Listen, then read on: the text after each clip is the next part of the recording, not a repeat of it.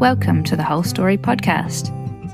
This podcast series is focused on inspiring sustainability in agriculture, using the framework of the United Nations Sustainable Development Goals, also known as the SDGs. Each week, our guests are invited to share their story and leave us with some practical tips for sustainability on farms.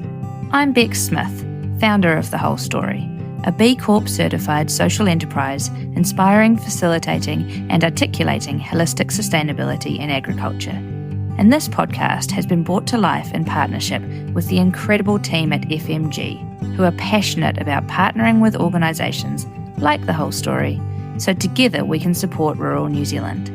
So whatever you're doing while listening to this episode, thanks for choosing us. The best way you can support our mahi is to follow and share the show on whatever app you're listening on, and I hope this episode leaves you inspired and excited about the bigger picture of sustainability in agriculture. Today on the Whole Story podcast, I am so grateful to be joined by Nick Gill. Nick has been one of the most impactful people I have had the experience of working with throughout my career, so I am incredibly humbled to bring his voice to you all. He is an Australian, so don't hold that against him.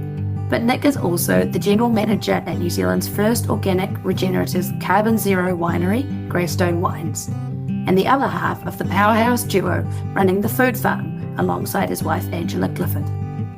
The food farm is their Tūrangawaewae, their place to stand, a place where they connect with the earth and organically grow annual and perennial vegetables, berries and tree crops.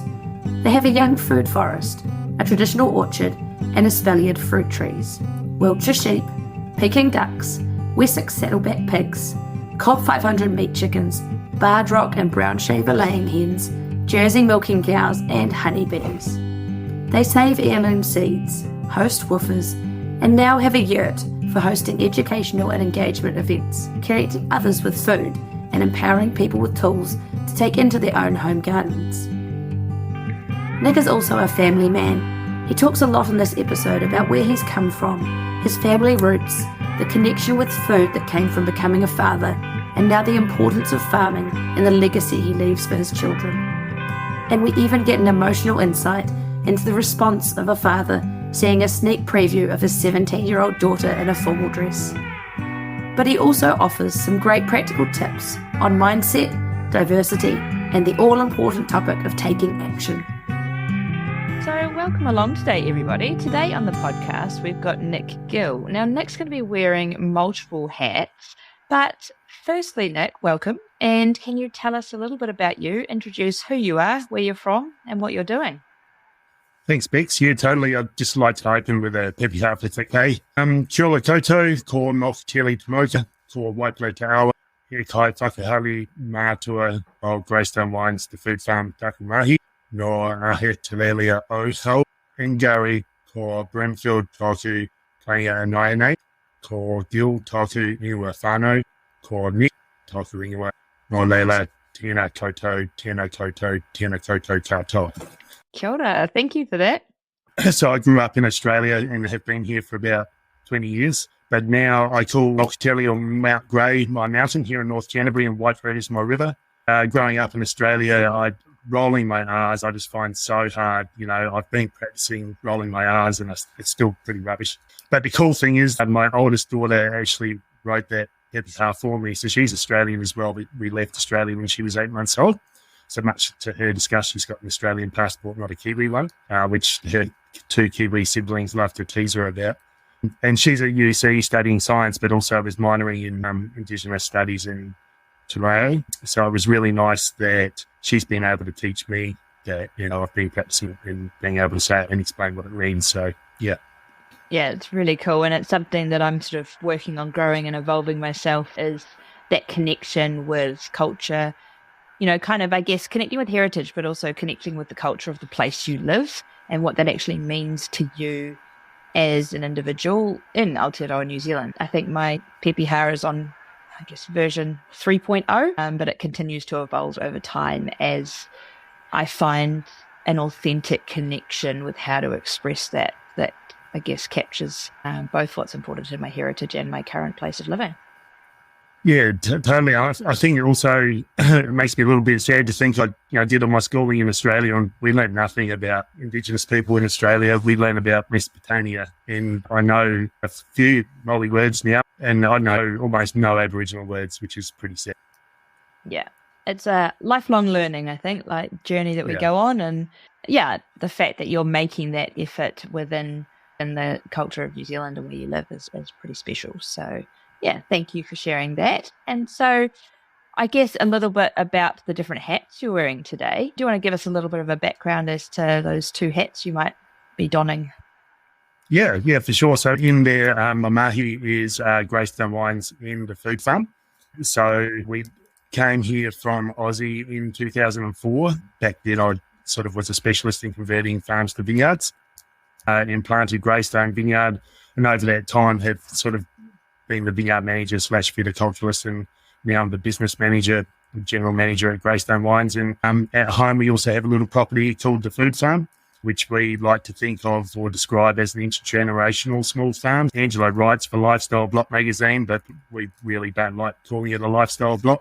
I think growing up on a farm in Australia, it's only 6 hectares, but it's just important to me that we were able to sort of keep in touch with that, because I mostly spend my day job is, emails and meetings and that sort of thing. So being able to have a few sheep and cows and all the rest of it and grow our own food is really important to us. And also we teach other people how to do that who are interested. So we have Wwoofers stay with us from all over the world, and we run courses for our local community. So we just had one last weekend on how to plant your vegetable garden and how to sow seedlings. Because, particularly after COVID and with the cost of food and everything, there's a lot of people trying to grow their own food. And you go into the local garden centre at the moment, buy a tomato plant and give them your $10 or something, plant it out not knowing, and then just watch it die in a frost. And that happens, and it's kind of crazy. We have all sorts of people come to land with us that are either, some of them I'm sure know way more than us, and it's like, oh my God, you should be teaching me.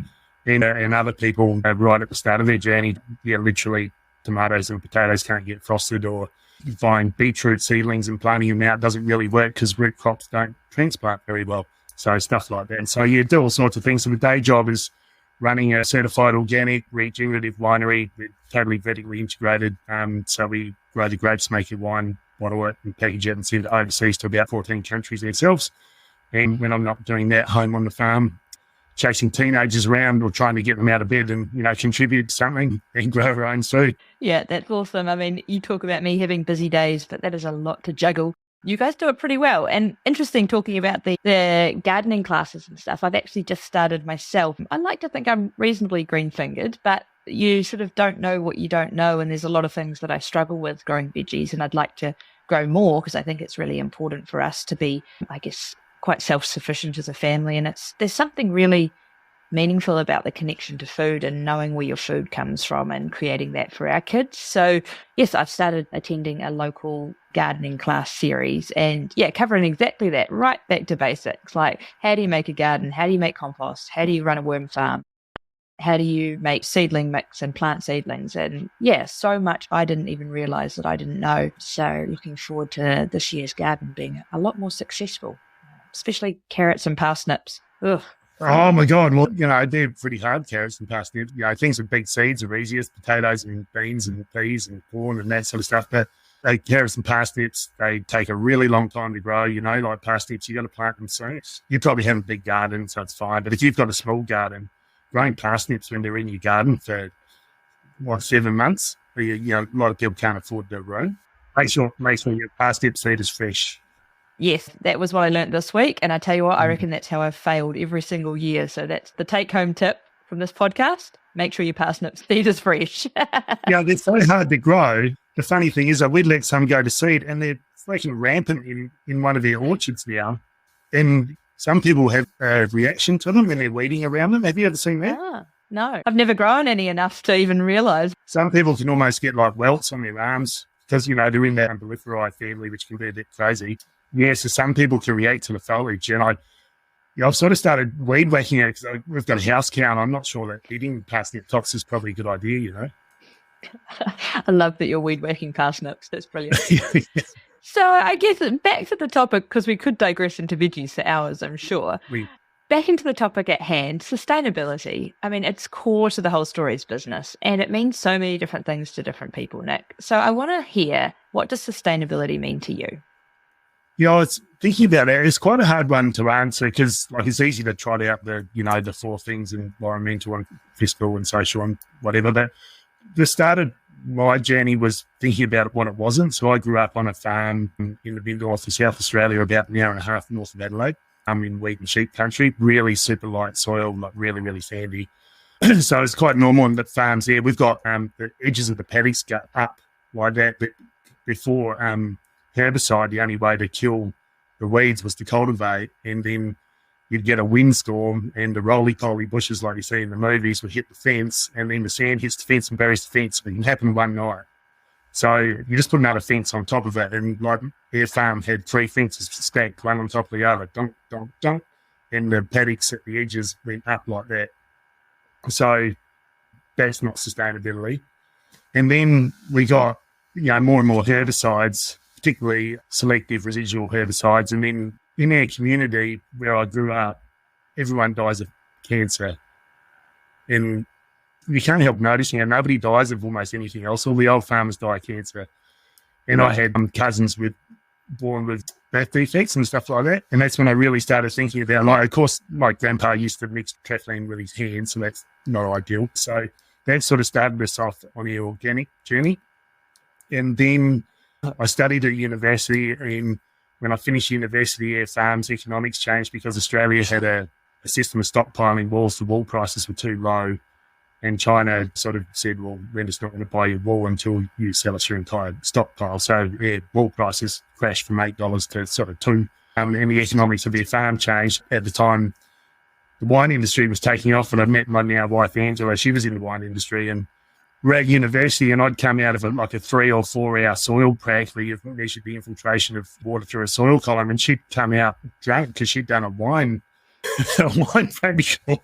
And I thought, no, that looks great. I'll go and do that. So got into wine and worked for Penfolds in the Barossa, and I left the Barossa to come to New Zealand, and for lots of reasons, but one of them was we were just pumping so much water from the Murray River in South Australia and pumping it 200 kilometres to grow wine grapes. They would grow without irrigation, but we were just making them yield higher. So in my head, that's not sustainability either. And then we moved to New Zealand, and I was just awestruck by the amount of water here. Like I grew up in a very, very dry environment. Like if we drove over a river, which you never did, you'd look on the road, you'd look in there to see if there was water, and there was never water. Like these are flash flood creeks. And, to me, there's just water everywhere here. But I wasn't aware of the issues about, nitrification and that sort of stuff until I've been here a bit longer. So, I suppose wrapping it all up is you're trying to leave it better than when you started, and also we know it's got to be financially sustainable. Otherwise, you can't survive. And you've got to ideally look after your people because they're what makes it all go as well, and your animals and all that stuff. So we've all heard the 4 tiers of sustainability trotted out before, but bringing them all together in a way that's meaningful for you and your place, which will be different from Greystone Wines, it's different to the food farm, it's different to a potato grower or a dairy farmer or whatever. It's a bit like regen, isn't it? It's just a set of principles that you apply to your place and the way that works for you. Yeah, and I think that's the real importance behind these things, right, is finding that meaningful connection for yourself. Because if you're just spouting a definition from a textbook or dictionary or a list of principles created by someone else or rules to follow from someone else, then it doesn't carry that meaning, and therefore, first of all, you're less likely to actually want to try and work towards it or achieve it because it doesn't mean something to you. But also it's kind of meaningless. It's just words on a piece of paper or on a screen. Yeah, exactly. I think I wouldn't use the words improvement because that sort of sounds a bit hard, but I hope, for instance, when we hand the food farm on, that, it's a really diverse, resilient system that can weather whatever the future's going to look like. For Greystone, it would be that it's in a similar fashion, but I think the issue with the wine business is it's, at the moment, really relying on monoculture, and for wine businesses to survive, there's only a tiny bit at the top for that, and obviously this commodity wine like Sauvignon Blanc and stuff, which we don't really work in. So I hope for Greystone it'll be a diverse business. So I'd like to incorporate other parts of the property and what we've got in terms of farming know-how into a wine business. That's what we're looking to do there. Yeah, it's really cool. No, I think, and it's a key point you touched on there is that resiliency piece and sustainability, right? Creating businesses that can carry on that legacy, really. Yeah, well, resilience makes you almost sound like a shield or something that you can just put on, but it's not like that. It's constant hard working on it. And it's just another one of the things that you've got to fit into your farming day, whether you're selling wine in Beijing or moving to break fence for the cows. It's another thing but if you can hold it there, my sort of way of thinking about it is that when you're making decisions, if you're holding that in your head as well, then every time you're inching a little bit closer to that, and those goals, you never really achieve them. It's like anything where you're just sort of trying to move along a continuum. If you're a completer finisher like me, you have to really to get in your head. You'll never tick that box, you just got to keep moving along and take joy in that. Yeah. Yeah, I mean, for want of a better word, it really is a journey, isn't it, to go on, this sustainability thing. You'll never reach it, tick it off and move on. It's an iteration every single minute of every single day. Yeah. You've got to take joy in that, otherwise it'll be too punishing. You wouldn't do it. Yeah. It's okay for me. I'm quite comfortable with that real adaptive, like just go with the flow and keep on rolling. Yeah. No, when I was at Penfolds, which was at the time one of the biggest wine companies in the world, they spent a lot of time on psychometric testing, and that was in the late 90s, and they basically do that and then work out how to leverage it, basically, is what happens. But, I really struggle with not finishing jobs, so they would put me into half-finished projects and stuff like that, and that would be because I'd just be like, I have to finish this now, like it's just annoying me. And so, people that didn't quite get something over the line, that was my role for a little while, was finishing vineyard developments or capital projects and stuff like that. As I've gotten older, it's got easier understanding that there's these things that you can't actually finish. I still struggle with it, to be honest, but I've got better at just accepting it. I tell you what, people like you that get things done and find real purpose in completing jobs are such an asset. So what an amazing skill set to have. Well, I used to love cultivating because, dirty, terrible secret. And, when you're looking at 150 acre, 200 acre paddock and you've cultivated it and it's turned from light brown to dark brown, it's incredibly gratifying. And I'll never do it again in my life. But man, satisfying in some sense. I'm not sure why. It's like that to-do list, right? Do you have a to-do list? Yeah. Every day I've got like different ones for days and weeks and months and years. Yeah. So we've touched on there a couple of times, your upbringing and your background. But I wonder if you could bridge the gap a little bit on how we went from childhood Nick in Australia to now where you are. So grew up on a family farm surrounded by all the extended family who are all still farming exactly the same way, growing mostly wheat and barley and now feedlotting cattle as well. And back in the day, you had to be able to drive the tractor straight with your eyes. And now, of course, if the GPS goes down, they all just sit there and play on their phones until the GPS comes back up. So you couldn't possibly pilot equipment of that size without the GPS. And went to Roseworthy University, which is a little bit like the Australian version of Lincoln, and studied applied ag science and did all that. And at the time, herbicide studies was taking off, so dabbled in a little bit in looking at how to study PhDs and stuff, and decided that wasn't for me. And he was trying to work out what to do because I was kind of meant to go home to the farm in the middle of nowhere, but I'd met Angela and there's no way she was going back to a farm in the middle of nowhere. And so sort of, in a way, fortunately, the farm just wasn't going to be economic to be on. It was 1,200 acres and, the average farm size there now would be 15,000, 20,000 upwards, usually across multiple regions as well. So you started to apply for jobs in the wine industry and started off at the absolute base level, pruning grapevines in the Barossa Valley in the wintertime, and spent a couple of weeks covered in mud pruning grapevines and got my paycheck and just thought, oh my God, this is rubbish. Like, that was really hard work. I have to get into management. So started applying for management jobs. And I had, you won't believe this, I had dreadlocks back then. And of course, couldn't get a job. You apply for corporate jobs to show, cut the hair and everything. And I'd actually got no training in wine whatsoever. But at the time, if you had an understanding of plant science and soil science, and particularly knew how tractors and hydraulics work and stuff like that, you were in. So I got into the first cadetship for pinfolds, which was really cool. And then I had to move every 6 months to a different vineyard in Australia. And so Angela and I, we'd been together for a little while then.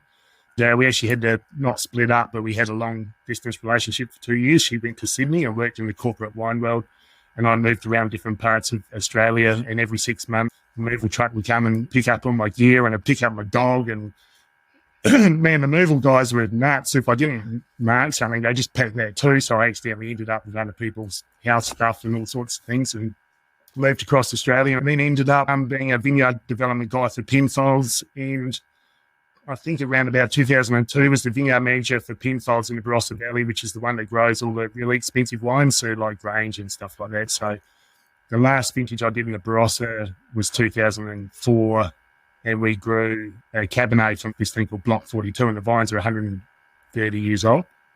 And there was no tractors then, so they're not planted straight, so they're all wibbly wobbly. They grow about a trellis and stuff. And when they released that wine, it was $16,000 a bottle. Yeah, it's not a wine. They're fashion icons at that level. They're like handbags and things like that. And that wasn't terribly gratifying for me, because no one's ever going to drink it. People buy those wines and just put it on their shelf and trade it, or it gets gifted in China and stuff like that, which is a bit crazy because you've busted your nuts growing it and it tastes amazing and no one's going to drink it. And then was thinking, oh my God, that business was getting bigger and bigger, and I was spending all my time in union meetings and stuff like that. It was the most unionised vineyard workforce in Australia. So you'd end up with union guys that come in and shut the site down, compulsory union meeting, which you don't get stuff like that here. And lots of argy-bargy, which wasn't really me. And then I got asked to come and look at this job developing vineyard in the South Island of New Zealand. And Angela's from Christchurch. And we just had Ruby, and it's like, Jesus Christ, having a baby's pretty tough. Some grandparents would be handy. Because mine were in South Australia, but they were like 8 hours drive away. And I always loved New Zealand, actually. It was sort of like Australia 30 years ago, and I loved just being able to talk to my employees. I didn't have to go through a union rep or anything like that.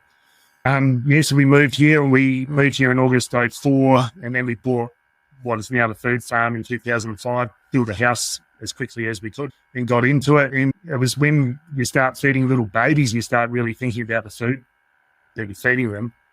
You got to buy an organic chicken or something. It was so expensive. So we were in our first rental at Tūrangawaewae. I ripped up the garden and replanted it with vegetables. And I got some meat birds. We used to kill chickens and sheep and stuff on the farm, but I couldn't really remember how to do it. And I don't even know if there probably was YouTube, but I didn't know how to use it. So I just sort of made it up.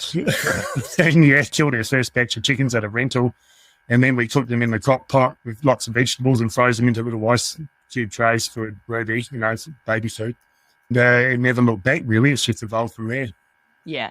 When you have kids and you really connect to, I don't know why we don't seem to think about it so much for ourselves until you kind of have normally those moments where you're actually having to nourish another human being and you go, holy moly, what have we been putting into our bodies? And what choices do we want to make, or how could we do this better for the next generation? I think that's such a reflective time in your life. The worst thing is it's the busiest time in your life, right? Like you're absolutely mental busy, and now all of a sudden you're trying to like learn how to grow food and start from scratch and make everything from scratch. And for me, it was also, I had a little bit of residual knowledge on the back of my brain about MRLs and LD50s and how they calculate what's safe. I just wasn't happy with the science, for instance.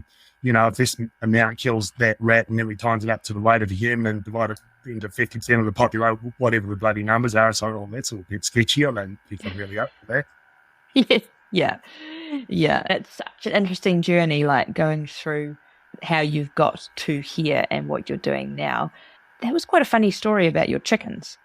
However, I think you might have some more gems there. So I wonder if you could tell us your funniest story relating to farming or agriculture. Oh, yeah, I was thinking about this actually. So my mum, who sadly passed away from breast cancer, had a reputation in the local area as the snake catcher. So, back in the day, if a snake was in the wrong spot, you killed it, basically. And Mum was a lover of all wildlife. And one day, the neighbours down the road rang, who of course were also Gills, and Uncle Brett rang and said, there's a snake in the nursery. And my dad, who'd answered the phone, said, well, I'm just finishing lunch and then we'll come down. Because Uncle Brett had this enormous native tree nursery. So we all bundled in the ute after we finished the mill and went down to the next farm. We were sort of stomping over to the mill where the trees are, and Auntie Jane came running out and said, no, it's in the house. And Dad's like, what? And so we go in the house, and there's a great big brown snake curled up under my cousin's bassinet. So it wasn't in the tree nursery, it was in the baby nursery. Of course, the two guys on the phone hadn't managed to communicate adequately to get this message across. So, yeah, we ended up, Mum went and got a rake, and there's this little baby in a cot. And she did the old trick with the rake. She used to always just pin. It's not like you see on TV nowadays where they pick them up by the tail. Mum was self-taught. She used to always just pin her head down and picked it up, and she'd got in the ute. And I have lots of memories of sitting in the ute with Mum, driving the ute, and Mum would be happily sitting there with a snake like all curled up her arm. And we'd be relocating a snake for a couple of kilometres. So we took this bloody snake, and that family still tells the story how my dad said, no, bugger that, I'm going to finish my meal before I come down, because he thought the snake was in the trees, but it was in with the baby in the baby's room. So that's an exciting afternoon. Trust an Aussie to bring a funny snake chat to the conversation. Yeah. That's so good. Yeah, and they always used to wrap themselves up her arm as well. So she'd have, and that was a real long one. It was probably 5 feet or something like that. And they were always brown snakes there. Yeah, so Mum used to catch them, and then her job was to drive the car. And when we were a long way away, she'd unwrap them and throw it out in the bush, and off we go again, instead of, resorting to the spade or the shotgun, which is what most people did back then. Probably still do, to be honest. You're not meant to, but people were lazy. Yeah, and so probably for people who in the audience who don't know about brown snakes, are they a dangerous type of snake? Oh, they're like one of the most dangerous ones in the world, yeah. Yeah, they're really dangerous. You don't want to get bitten by a brown snake, yeah. Yeah, no. I grew up in Papua New Guinea, so quite sort of well-versed with snake chat. But it's funny, as a child, I just remember the same, like, you'd be holding snakes, mostly tree snakes as a kid, but green tree snakes, like, wrap around your arms and things like that, all the different fairs and shows you'd go to, it'll be like, holding on to the snakes. I do have a memory, though, of when they had just so un-PC, at the school fair, they had, it must have been some form of very big python, like rainforest python, and they were feeding whole chickens to this python at the school fair. There's like small children running around and this giant snake, and it would have been, I was a kid, so probably exaggerating, but it would have been about 10 meters long, and it was eating whole chickens, and you could see them still moving inside the snake's belly. Yeah, it was like one of the attractions at the school fair. So I don't mind snakes too much, although not fond of the brown snakes, so I'll avoid those at all costs. My other claim to fame was at primary school, there was a goanna in the classroom. Goannas, they're like monitor lizard. This one's probably 5 feet long. And I don't know what I was thinking, but I decided I should catch it. So I caught it, and because it was a bit cold, and it was going nuts and its tail and everything. I told my dad later that day, because I thought those lizards all just had sort of plates in their mouth, not teeth. He's like, they've got great big teeth. And it's like, what? No, they haven't. So he brought home the skull of one that he found in the paddock. And yeah, sure enough, they've got these great big needle teeth. It's like, oh my God, sorry, I never caught a goanna again. Yeah. Yeah, no, and they can be crazy aggressive, right? And they're, on a warm day, they're super quick. Yeah, we, unfortunately, South Australia is the most cleared state, so we don't have a lot of trees, but where there are still trees which are all mallee scrub, they're like a multi-stem gum tree. You probably don't see it much now, but you would occasionally see goanna just like hurning across the paddock and then up a tree, because they eat, the carrion eaters, they'll eat dead sheep and everything. They're like little tomato dragons that sort of look like a little version of that. Did you know that the whole story was a certified B Corp? Well, we are. But what does that mean? B Corps are businesses that are committed to balancing purpose and profit as a means of being a force for good in the world. But that commitment goes beyond good intentions. The truth is, any business can claim to be sustainable or socially responsible. However, without validation, they're just words. So B Corp certification gives them meaning. It provides visibility into the things that we're doing and the impact that we're having. B Corp certification is a demanding process that includes the B Impact Assessment that evaluates how our operations and business models impact workers, the community, the environment, and customers. Unlike other certifications, B Corp certification doesn't just evaluate a product, process, or service, It measures the company's entire social and environmental impact. It's the only certification program of its kind, and it uses rigorous assessment framework that lends credibility to companies that achieve it. It gives confidence to the growing number of customers that want to buy and work with purpose-driven brands. So when you're next making a purchasing decision or a brand partnership decision, look for the B in the circle. That way you can know with certainty that the organisation you're dealing with is committed to being a force for good in the world. And so I guess let's jump back to sustainability for a wee minute. And I wanted to know, with your experience with both within Greystone and the food farm, what have been some of the low-hanging fruit with regards to sustainability initiatives that you've put in place? Probably at Greystone, the thing that we feel has got the most potential is what we call in the high wire trial, where we lifted the vines up so that their fruiting zone is about 1.7 litres above the ground.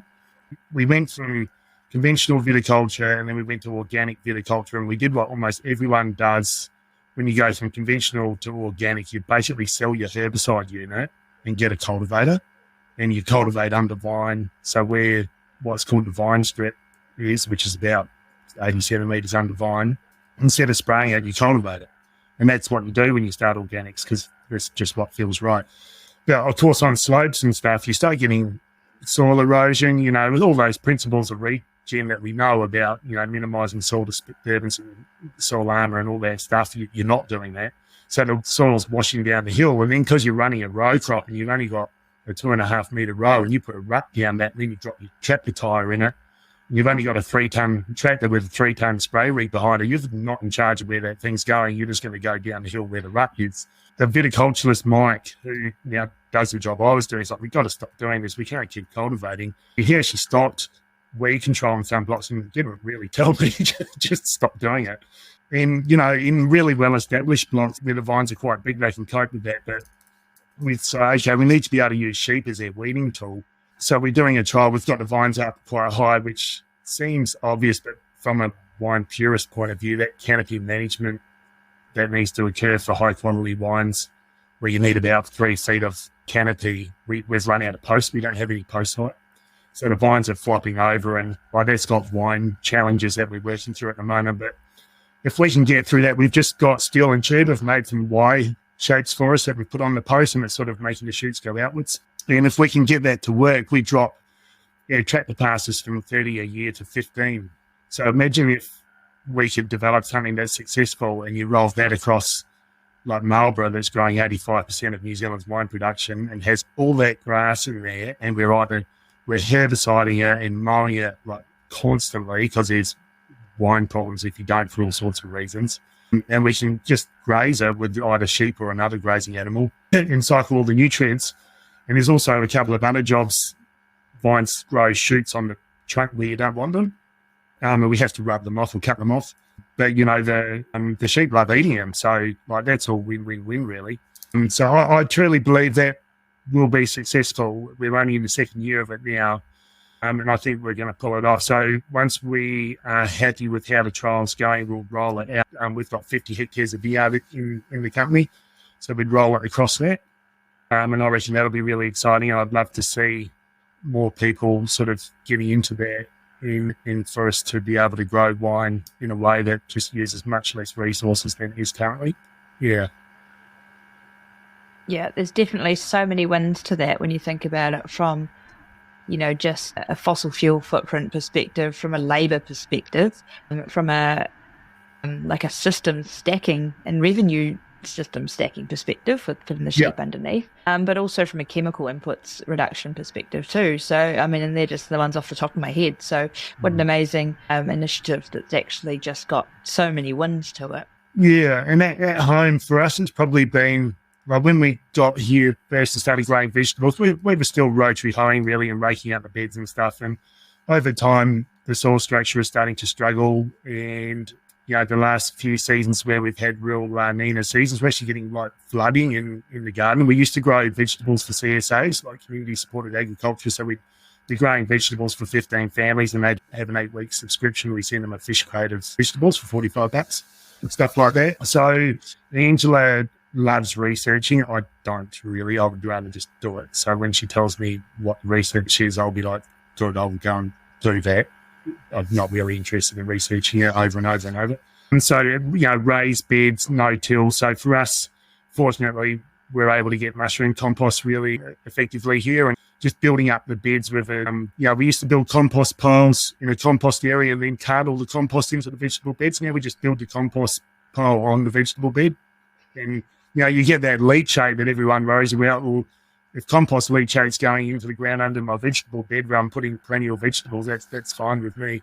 So raising the vegetable beds here in the vegetable garden at the food farm has been super effective, and also focusing on diversity with the food forest type planting. So their first sort of fruit tree plantings is really a tiny orchard, and now we're trying to establish communities. So you've got like orchard trees and then shrubs and leguminous shrubs and ground covers and that sort of stuff. So all those things together are really exciting on the food farm, and I feel like they're the way forwards in terms of having a perennial diverse system that'll be here in the future and providing a lot of food for whoever's needs it. Yeah. And also community sufficiency is one thing that we talk about as well. Self-sufficiency is great, but it's punishing, and also obviously you're never going to grow chocolate and bananas and stuff like that, cost you a bit. Why bother growing asparagus yourself or something if there's someone just down the road that grows awesome asparagus? You should just work together either through a farmer's market or trading systems or whatever. Oh, you're speaking to my heart there. I'm so passionate I used to be very passionate about self-sufficiency.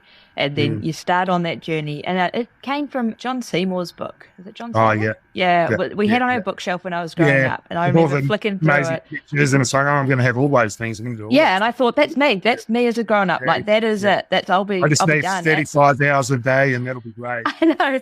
And then I tried to fit that kind of lifestyle in around everything I do. And I went, this is not sustainable or sustainability at all, for exactly that reason, right? Like the first time I reflected on it was like, right, how are we going to do dairy? Because I don't have a house cow and I don't really want a house cow. I don't really want to milk a cow. Where am I going to get my milk from? Okay, we need to figure out. And do I have any more time in my day to make cheese and butter? Mm-hmm. And I went, hang on, actually, there's a better way of doing this. And there might be someone down the road who's A, got a dairy farm, B, likes making cheese, likes making butter, and maybe we could have sort of a bit of a barter system where actually, where's things that I'm good at or I like to do, we'd trade those. And I just think that community sufficiency, create self-sufficiency in communities, because it's an inefficient use of resources if we're all trying to do everything. If you're heating the oven to bake bread and you're baking one loaf of bread, you might as well be heating the oven to make 10 loaves of bread. If you're making jams and chutneys and sauces and things, you might as well be making a big batch, do it all at once, and people who are good at it do it in bulk and then share out amongst others. And I think that building community self-sufficiency or local self-sufficiency is so much more important than everybody trying to go it alone and do everything themselves, because that's not sustainable at all. I guess it's kind of how a village used to work. And it brings lots of other benefits too, where people are connecting and sharing. And if someone has a good year with the, God forbid, bloody courgettes or something, someone will have the freaking courgettes. Everybody gets the courgette. Everybody's a winner. So, the cow's got in and out yours or something. Yeah, there's surplus, I guess, isn't it? Yeah, it just creates, it's that term I really like at the moment, like that abundance. It creates sort of a bit of abundance in your community rather than scarcity, which is something after COVID I think people are really looking for. I think we truly got a taste of what scarcity could look like in our food systems, and that left a lot of people feeling really uncomfortable. So what about when, you go in the supermarket and you just look at the poor people staring at the bloody eggs and there's no eggs there?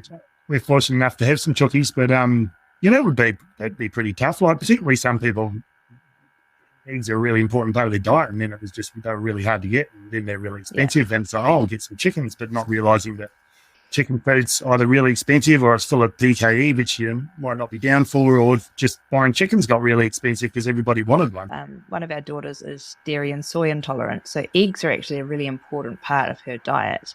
And yes, we've got chickens too. It's wonderful. When they're laying, I feel at the moment I'm a gold dealer, but over the winter they stopped laying. Yeah. And all of a sudden I was in that situation of being forced to go to the supermarket and look on the shelves for eggs and finding there was either none there or I'd need to set up a second mortgage just to buy some eggs to feed my daughter. So definitely can relate. That's all that knowledge, eh? Like everything's seasonal, including eggs. And if you want to have eggs in winter, you have to make sure your point of lays are only just cracking in the point of lay in winter. But who remembers that stuff anymore, Like, No. we think everything's seasonal. We should be able to have a tomato in July and it should be delicious and not cost very much. Well, guess what? You can't. Yeah, and things like that. You referred to the courgettes before. I mean, it's like when you've got an abundant, also, learning how to store food and actually preserve food for the seasons when it's not in season. So, definitely a lot of courgette in the freezer, a lot of courgette pickle. And I ended up freezing eggs this year. Yeah, they're right for baking, I never really They're right for baking. Yeah, no, they're no good for poached egg. No, I'm pretty sure my grandparents' day, they would like rub you in with Vaseline or something and store them in a cellar and stuff like that to stop the, but there's lots of things like that. Guess it's what you grew up with.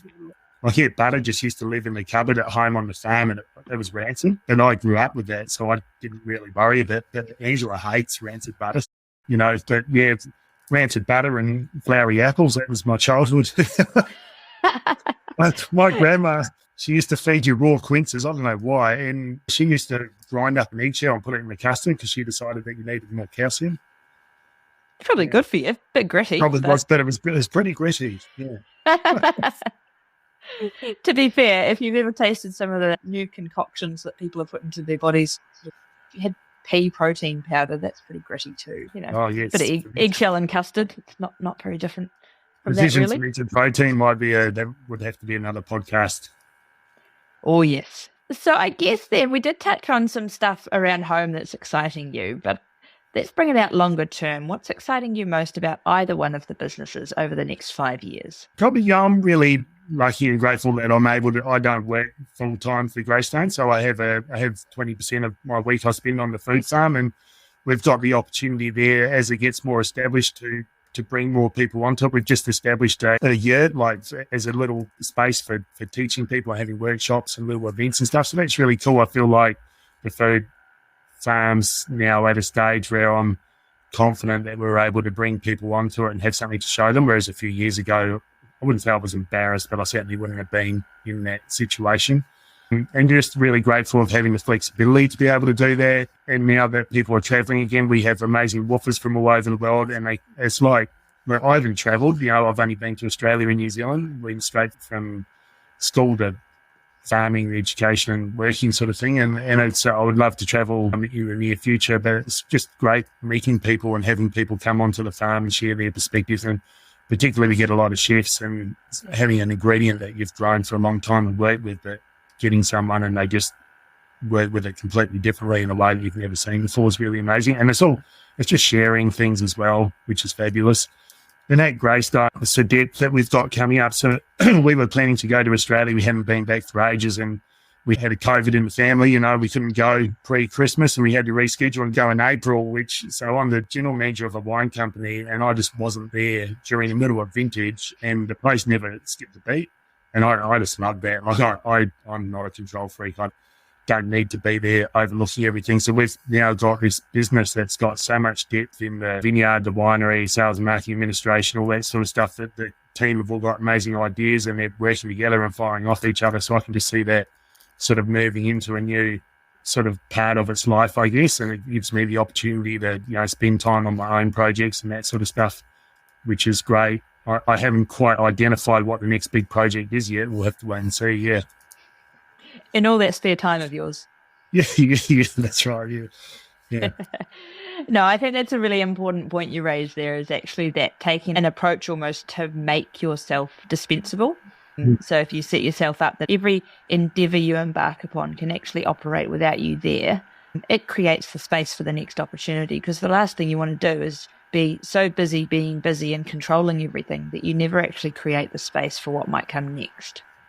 Oh, yeah, that's it. And the people that are running those key functions and in your teams and stuff, if they feel their ownership and that they've got the ability to make it their own, they'll do it their way. And it won't be how you would have done it, but it doesn't mean that it's not going to be awesome. So, and then that's their baby. And, I think that's great.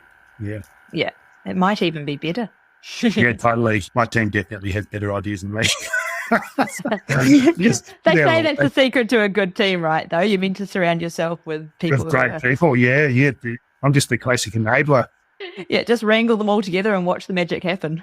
Yeah.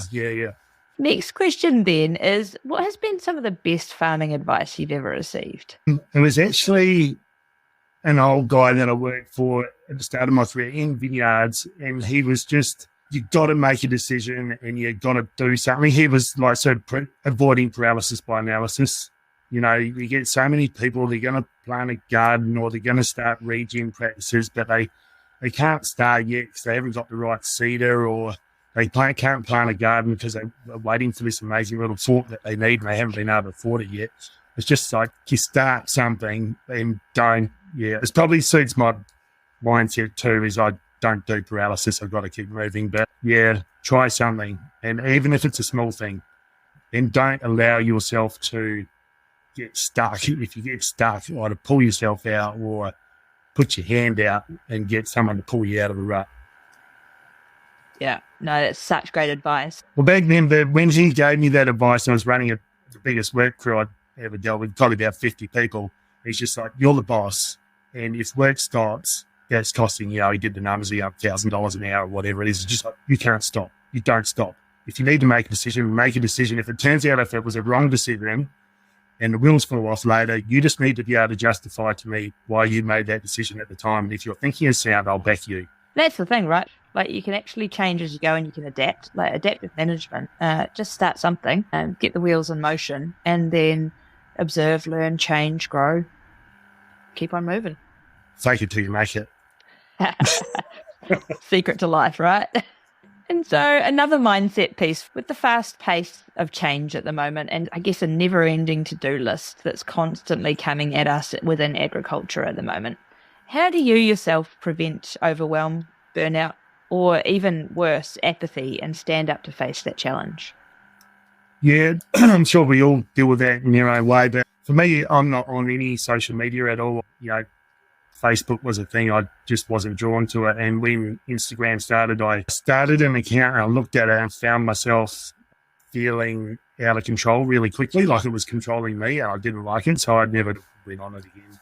And so I feel fortunate in that I don't get stuck scrolling on my phone unless I choose to look at some news, or mostly I'm looking at the weather because I'm so excited. So that's sort of my secret weapon, is I'm not on social media, because I don't know how people do it. Like, I struggle to not reply to people, or when you've got that much information coming at you, I wouldn't be able to process it. I can't half process things. I either got to do it or not, so I choose not to. So that's one of the things for me.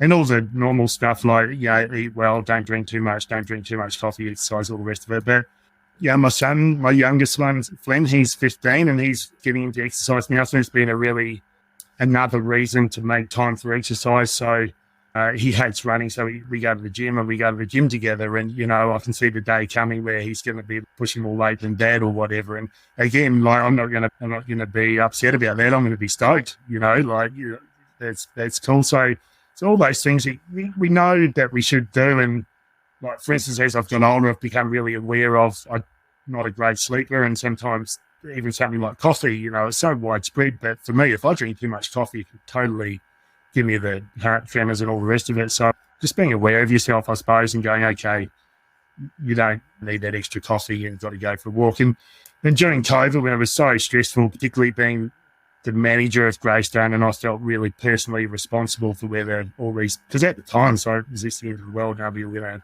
not have a job anymore or whatever it is, I felt really, really responsible for all those people, and it did weigh heavily on me. And just going for a walk, for me, the green space, blue space is really, really powerful for me.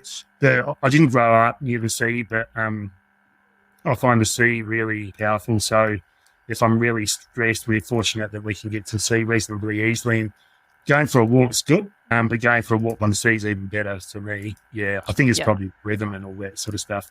And doing things that are mindful, which I learned to ski when I was 40, and I'm a shit skier. So I've got to really concentrate. And so if I'm skiing, I can't think about anything else.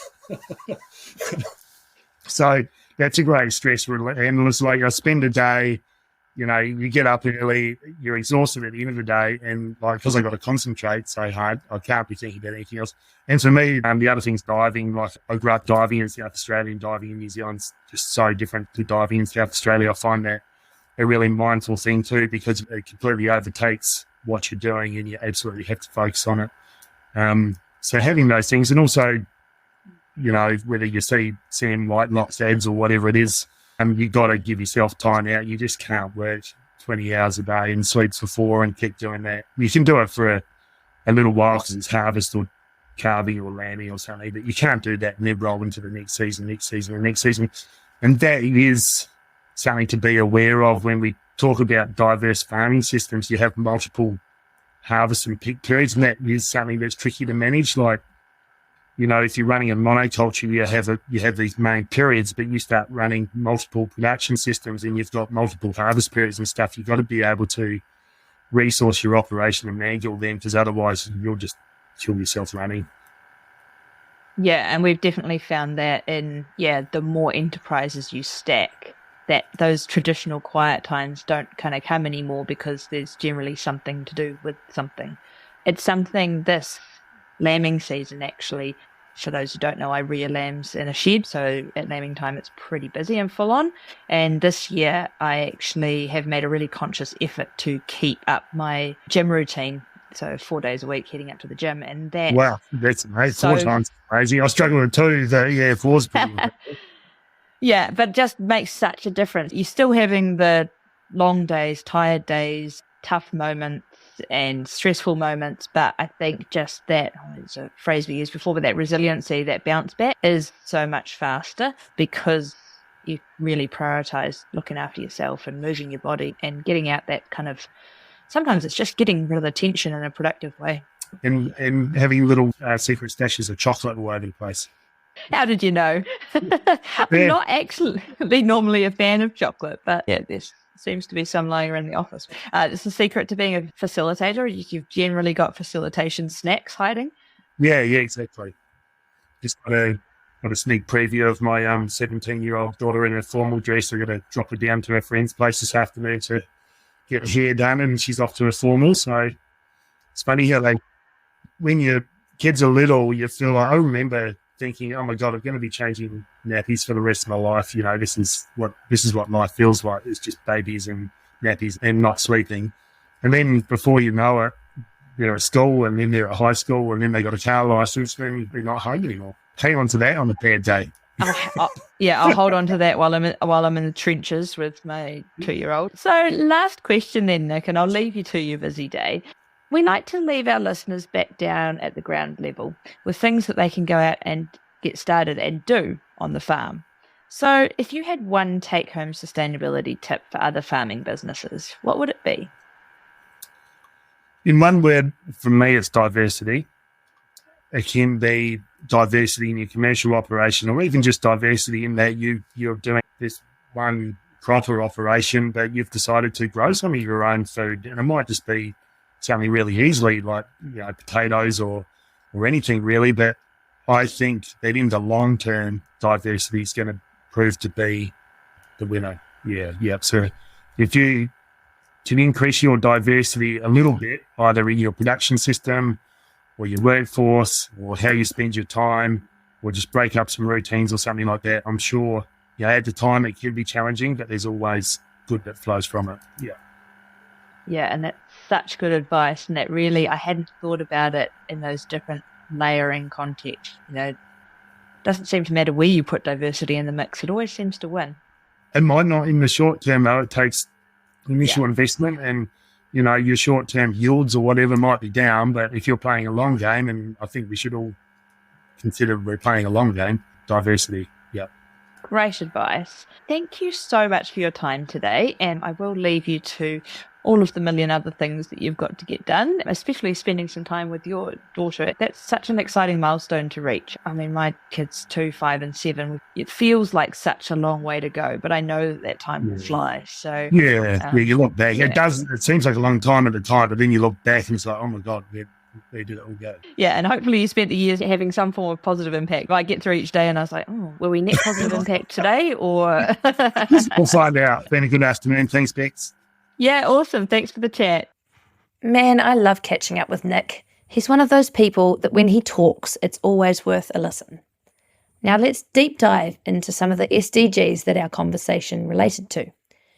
I think firstly, goal number 2, zero hunger, is one that we covered in relation to Nick and Angela's work at the food farm. Building food system security and resiliency is such crucial work, and I want to take the time to reflect upon that and what it means to them as a family, and also the sacrifices they make in the aid of that mahi. And broader than that, what they're trying to build is community, which links directly to goal number 11, sustainable cities and communities. We also raised the interesting conversation of resource use efficiency when it comes to food production, which leads into goal number 12, responsible consumption and production. Navigating a food system that is not only responsible in its human resource, energy, and expertise efficiency with regards to the food farm and community food resilience, but then leading into Greystone's innovation building efficiency of energy and farm systems stacking into the winery business. This allows for more resilience into the business and a lighter footprint on the planet. Nick shared with us a lot of the personal efforts he makes in the pursuit of goal number 3, good health and well-being, especially in his conscious commitment to avoid social media. This for him has huge positive benefits and lightens the load for him mentally. Goal number 8, decent work and economic growth, is a key goal that I'd like to reflect upon, with Nick's conscious effort to make himself dispensable in the workplace. This empowerment and ownership he gives the team is resulting in a business that is thriving, with Greystone having just been awarded 3 distinguished trophies for their 2021 Organic Chardonnay at the 2023 International Wine Challenge. A huge achievement, as these awards are judged blind by some of the world's most respected wine experts. And in the words of their winemaker, Dom Maxwell, this is proof that you can have a sustainable organic approach and still make incredible wines that stand up to the classic wines of the world. Thanks for listening to this episode of the Whole Story podcast. We really hope you enjoyed it and are feeling inspired and optimistic about putting sustainability into practice on farm. I have one last request for you before you go. Make sure, whatever platform you're listening to us on, that you hit follow and share the show or episodes with your friends, so that together we can grow our community and inspire sustainability in agriculture in Aotearoa, New Zealand. And thanks again to FMG for partnering with The Whole Story so that we could bring this podcast to life for you all to enjoy. Catch you next time.